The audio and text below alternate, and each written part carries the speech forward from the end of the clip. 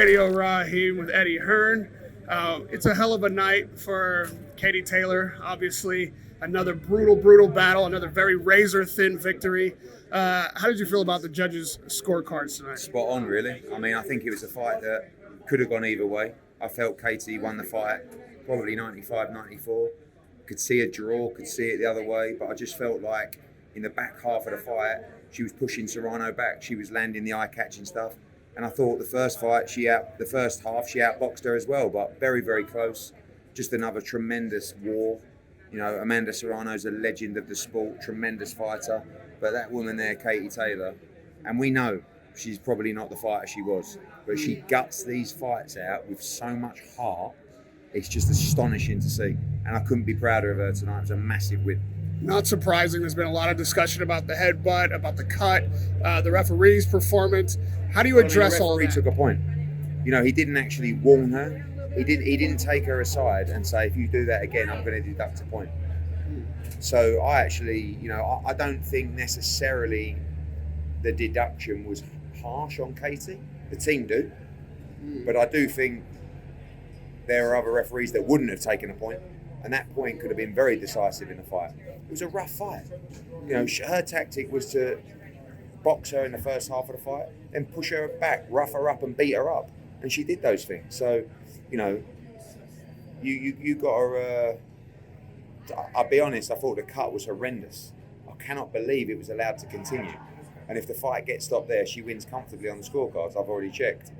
But, I'm glad in a way it did go on because it was a hell of a battle. Serrano deserves a huge amount of credit and respect. But she's the greatest to ever do it. Usually if it's 2-0, we call that a decisive, rivalry. But this time, again, both times, it was so razor close. I would never rule out number 3. Look, myself and Nikisa had our backwards and forwards. And there was a lot of emotion in there tonight because we're both desperate to win. And Jordan Maldonado was very emotional after the fight because he's desperate to win. Believe it or not, I like those guys. I like the competition.